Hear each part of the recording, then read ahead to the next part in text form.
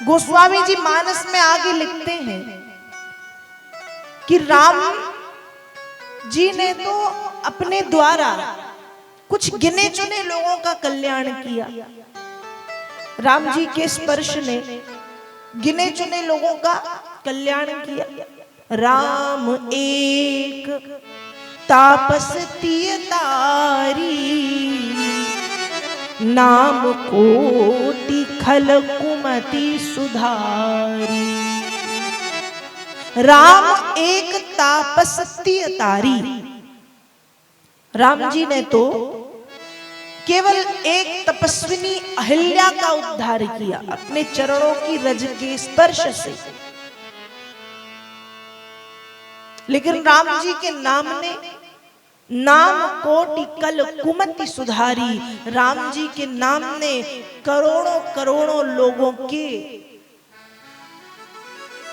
करोड़ों लोगों को सुधार दिया, उनकी कुमति को सुमति में परिवर्तित कर दिया। ये राम नाम की महिमा है, ये राम नाम का महत्व है। राम नाम को अपने जीवन में धारण किया। अपत अजामिल गज गनिकाऊ, भय मुकुट हरि नाम प्रभाव। गोस्वामी जी रामचरितमानस में वर्णन करते हैं अजामिल की कथा का, वर्णन करते हैं गजराज गजेंद्र की कथा का, वर्णन करते हैं गणिका की कथा का। इनका उद्धार कैसे हुआ? कहा भय मुकुट हरि नाम प्रभाव। ये सिर्फ भगवान के नाम को जीवन में इन्होंने धारण किया और इनका उद्धार हो गया। अजामिल की कथा तो आपने कई कई बार सुनी होगी। अजा मतलब माया में, मिल मतलब मिल गया। अजामिल नाम का एक ब्राह्मण जो माया में मिल गया, जो माया में मिल गया। एक धर्मनिष्ठ ब्राह्मण था, किसी कार्य से जंगल गया, जंगल से लौट रहा था, एक गलत आचरण वाली स्त्री को देखा। उसको देखते ही उसके रूप पर आकर्षित हुआ तो अपनी पत्नी को छोड़ दिया।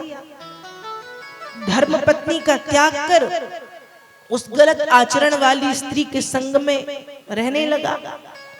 जब तक अजामिल धर्म पत्नी के साथ रहता था तब तक सब अच्छा था, पत्नी का संग अच्छा था, पत्नी धर्मनिष्ठ थी, धर्म पत्नी थी। तो अजामिल भी वैसे ही थे। लेकिन जैसे ही संग बदला, एक गलत आचरण वाली स्त्री का संग मिला, अजामिल की बुद्धि बदल गई। जो अजामिल पूजा पाठ हवन यज्ञ तीर्थ यात्रा इत्यादि करता था, अब वो अजामिल दिन रात चोरी में, लूटपाट में, हत्या हिंसा में अपना समय बिताने लगा। ऐसे करते करते करते समय बीत गया। और जब समय बीत गया, एक दिन की बात है, अजामिल के गांव में कुछ महात्मा आए। लोगों से पूछा कि तुम्हारे गांव में कोई ब्राह्मण है जो रात्रि भर हमारे विश्राम की और भोग प्रसादी की व्यवस्था कर सके?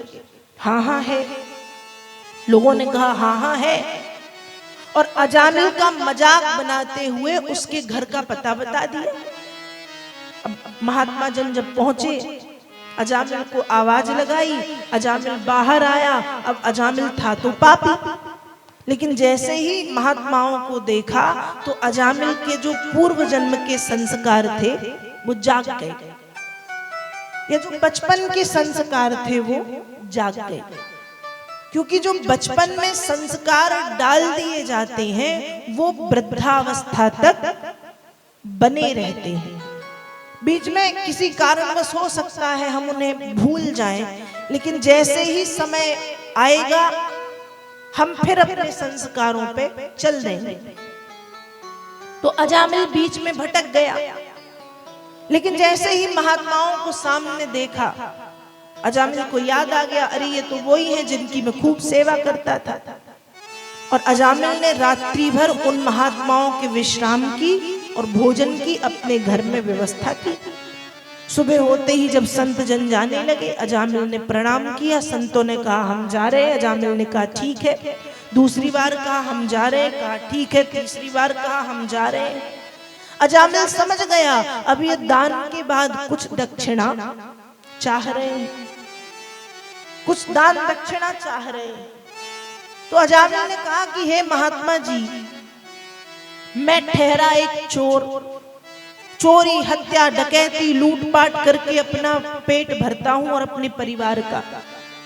अच्छी बात तो ये है कि मैंने आपका रात भर में कोई सामान चुराया नहीं, यहां वहां किया नहीं, इसलिए भगवान इससे ज्यादा सहायता मैं नहीं कर सकता। भोजन की व्यवस्था कर दी, रुकने की। अब रही दक्षिणा की बात, तो मेरे बस में आपकी दक्षिणा नहीं है। संतों ने अजामिल की बात सुनी, कहा कोई बात नहीं, तुम हमें दक्षिणा नहीं दे सकते, हम तो संत हैं, हमारे पास तो और कुछ नहीं रहता, लेकिन तुमने हमारे बड़े सुंदर भोजन की व्यवस्था की, रात्रि भर विश्राम करने दिया, इसलिए अजामिल हम तुम्हें एक अच्छी बात बता रहे हैं, हो सके तो मान लेना। अजामिल ने कहा बात बता दो, मानना ना मानना मेरे ऊपर है, बताओ। संतों ने कहा भैया तुम अपने सबसे प्रिय संतान का नाम नारायण रख लेना, ये तो कर सकते हो। अजामिल ने कहा बिल्कुल कर सकता हूं। अजामिल के 10 पुत्र हुए और अजामिल अपने सबसे छोटे पुत्र से बहुत प्रेम करता था। देखो माता पिता की भले 5 संतानें हो, 10 संतानें हो, 4 हो, कितनी भी हो, वे अपनी संतान से समान प्रेम करते हैं, ना किसी से कम ना किसी से ज्यादा। लेकिन एक संतान ऐसी होती है, या तो बड़ी या सबसे छोटी, या तो सबसे बड़ी या सबसे छोटी, ऐसी होती है जिससे माता पिता का प्रेम कुछ ज्यादा ही होता है। आप सोच लेना, यदि आपकी 2 हैं तो या तो आप सबसे बड़े को ज्यादा चाहोगे या सबसे छोटे को, 4 हैं तो सबसे बड़े को या सबसे छोटे को। चाहते सबको हैं बराबर, लेकिन थोड़ा ज्यादा प्रेम बड़े से या छोटे से होता ही। तो अजामिल की भी 10 संतान थी और अजामिल अपने सबसे छोटे पुत्र से बहुत प्रेम करता था, ज्यादा प्रेम करता था। इसलिए अजामिल ने अपने सबसे छोटे पुत्र का नाम रखा है नारायण। और जब पुत्र का नाम नारायण रखा तो उस पुत्र के बहाने वो दिन रात भगवान का नाम लेते। नारायण ये काम कर दो, नारायण ऐसा कर दो, नारायण वैसा कर दो, नारायण नारायण नारायण नारायण। देखो इसलिए कहते हैं कि माता पिता को अपने घर में अपने एकाध बच्चे का, एकाध बालक या बालिका का नाम भगवान के नाम पे रख देना चाहिए। क्यों? उससे ये होता है कि भगवान का नाम हमारी जीभ पे बना रहता है। डांटोगे तो नाम आएगा, बात करोगे तो नाम आएगा, याद करोगे तो नाम आएगा, गाली वाली भी दोगे तो नाम आएगा, नाम तो आएगा ना भगवान का।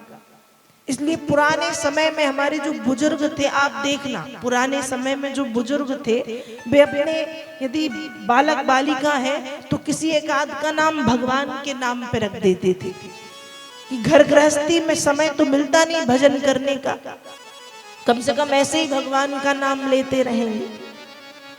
तो अजामिल ने अपने सबसे छोटे पुत्र का नाम नारायण रख दिया। समय बीतता गया, ऐसे तो वो भगवान का नाम नारायण नारायण कहता ही है। समय बीतता गया, 80 वर्ष की उम्र में अजामिल की लगभग मृत्यु का समय निकट है।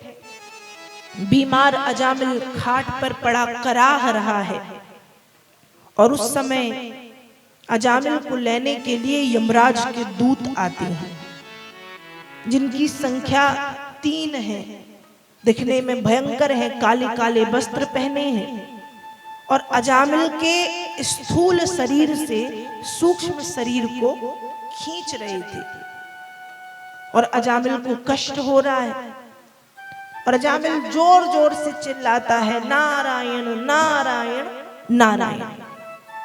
अब वो चिल्ला रहा है भगवान को, चिल्ला रहा है पुत्र को, बेटे को, लेकिन भगवान के पार्षदों के कानों में जब आवाज पड़ी तो उन्हें लगा कि कोई भगवान के भक्त को सता रहा है और वो भगवान को बुला रहा है। इसलिए जो भगवान विष्णु के पार्षद हैं वे भी अजामिल के घर पहुंच गए। अब देखा तो यमराज के दूत खड़े हैं, दूसरी तरफ भगवान के पार्षद। कहा जब ये भगवान का भक्त है तो इसे तुम क्यों ले जा रहे हो, इसे हम ले जाएंगे। कहा प्रभु ये भगवान का भक्त नहीं है, ये तो बड़ा पापी है। और रही नारायण नाम लेने की बात तो ये नारायण नारायण भगवान को नहीं अपने बेटे को पुकार रहा था, अपने बेटे को बुला रहा था। उस समय यमराज के दूतों को भगवान विष्णु के पार्षदों ने समझाया है कि कोई व्यक्ति कैसे भी नाम लेता है, यदि उसके मुखारविंद में एक बार भी 4 अक्षर वाले नारायण शब्द का उच्चारण करता है वो, तो नारायण कहते ही उसके पाप तत्क्षण भस्म हो जाते हैं। तो जिस क्षण इसने नारायण कहा उसके पाप भस्म हो गए, तो इसे हम ले जाएंगे। और ऐसे कर करके भगवान विष्णु के पार्षदों ने यमराज के दूतों को समझाया। अंत में अजामिल को मोक्ष पद की प्राप्ति हो गई। कहने का मतलब यह है कि भगवान के नाम का आश्रय जिसने भी लिया है उसे या तो परम पद मिला है, सदगति मिली है, कुछ ना कुछ उसे जीवन में अच्छा मिला है। तो अपत अजामिल गजगनि गाऊ, भय मुकुट हरि नाम प्रभाव। ये हरि नाम का ही तो प्रभाव था, ये हरि नाम का ही तो प्रताप था कि हरि नाम के प्रताप से, हरि नाम के प्रभाव से अजामिल का उद्धार हो गया। हरि नाम के प्रताप से गणिका मतलब वैश्या का उद्धार हो गया। हरि नाम के प्रभाव से गीध, पक्षीराज, गीधराज, जटायु, आगे आप कथा सुनेंगे, उसका उद्धार हुआ। भगवान के नाम के प्रभाव से जड़ पशु गजराज, गजेंद्र का उद्धार हो गया। ये भगवान नाम की महिमा बड़ी अद्भुत है। इसलिए प्रथम दिवस की